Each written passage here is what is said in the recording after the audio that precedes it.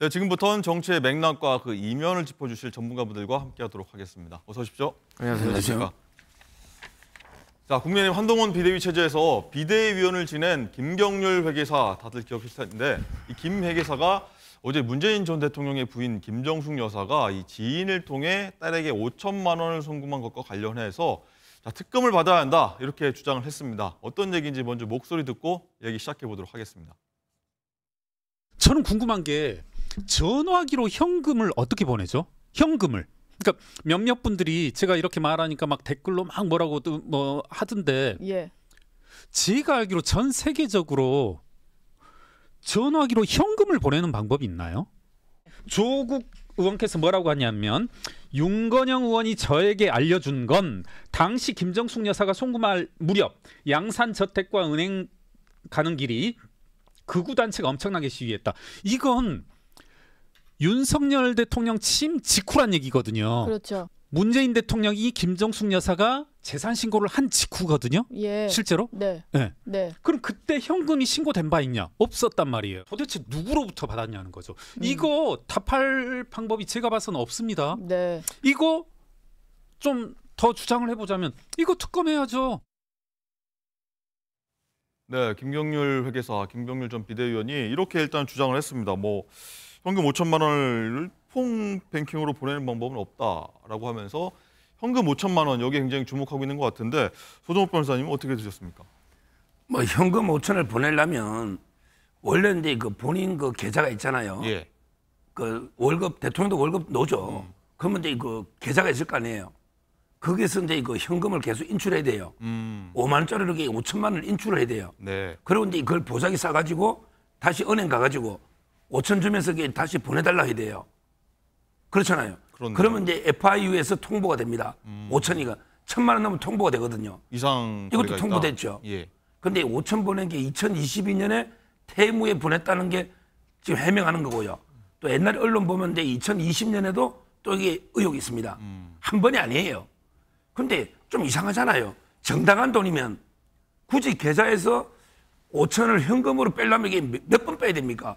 은행에 가서 600만 원까지 하루에 뭐 빼는 게 있잖아요. 한도가. 이렇게 할 필요 있나요? 그냥 비서 불러서 계좌 인터넷으로 그냥 뱅킹 하든지 본인이 인터넷 뱅킹 할 줄 모르면 비서 부르면 되잖아요.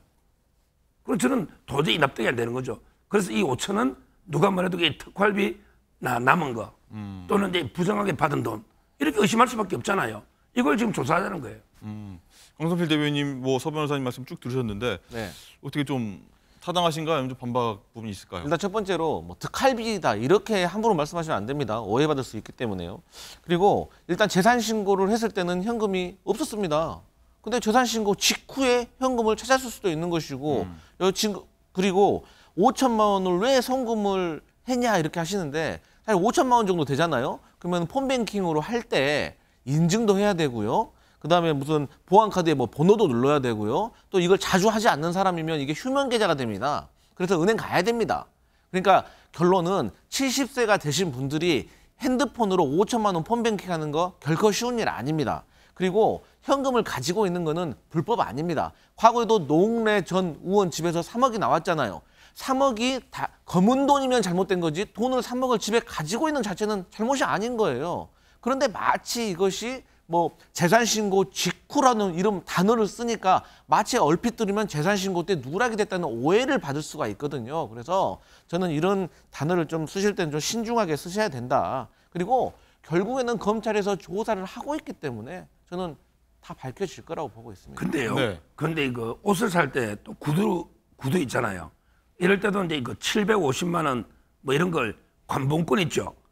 은행에서 조폐공사에서 새로 놓으면 이제 관봉권 띠가 둘러진 새 돈 있잖아요. 빳빳한 새 돈. 네. 요게 이제 보통 대통령실에 특활비로 주는 돈이거든요. 이런 돈으로 이게 지급했다고 정언한 게 있잖아요. 자, 제가 김정숙 여사나 문재인 대통령 계좌에서 현금 인출한 게 있다면 제가 인정한다니까요. 제가 사과한다니까요.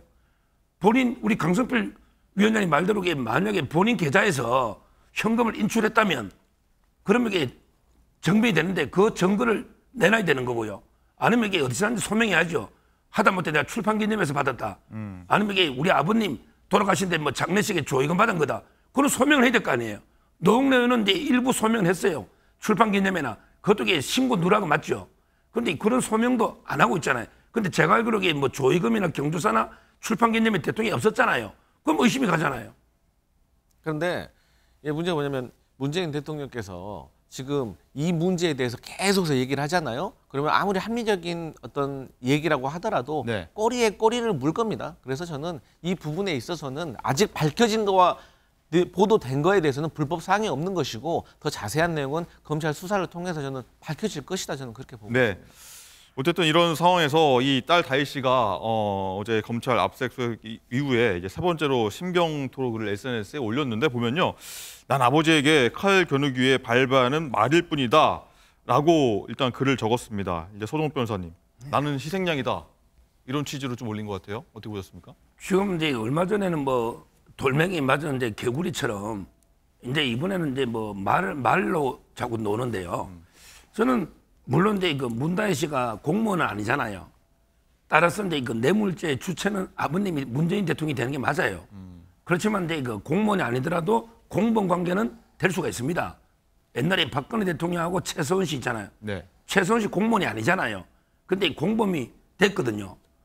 이 말은 문다혜 씨가 이제 그 단독으로는 이제 뇌물죄는 안 되지만 문재인 대통령하고 저는 공범 될 수 있고요.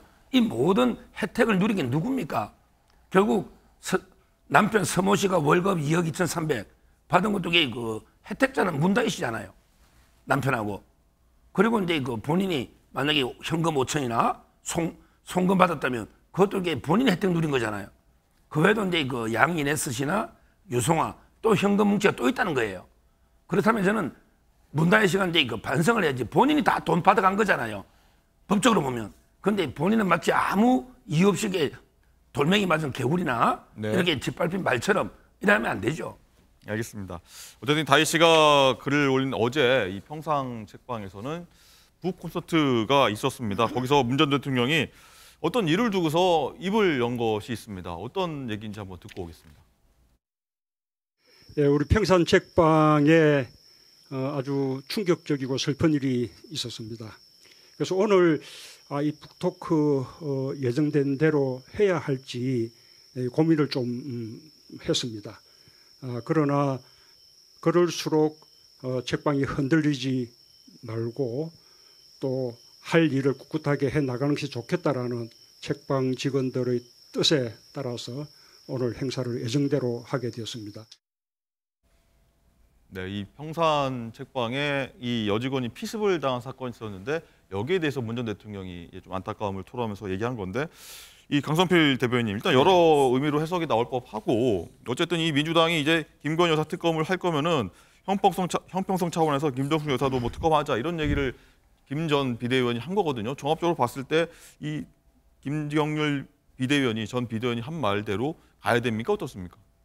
이제 뭐 국민의힘 입장에서는 뭐 김건희 여사와 관련된 악재가 많이 있지 않습니까? 그리고 뭐 어제만 하더라도 김건희 여사와 관련된 그 손모 씨 쩐주라고 하시는 분이 결국에는 유죄를 받았어요. 그렇기 때문에 이제 대한민국의 많은 국민들의 시선은 과연 그러면 같은 위치에 있었던 김건희 여사는 어떻게 될 것인가에 대해서 궁금해 하시거든요. 네. 그리고 그 전에 명품백과 관련해 가지고도 처벌 규정이 없어서 처벌할 수 없다는 그런 무혐의 종결, 특혜 조사 이런 것들이 있었기 때문에 당연히 김정숙 여사도 이런 흠결이 있으니까 같이 좀 희석을 시키려는 차원에서 그렇게 충분히 저는 공격할 수 있다고 봅니다.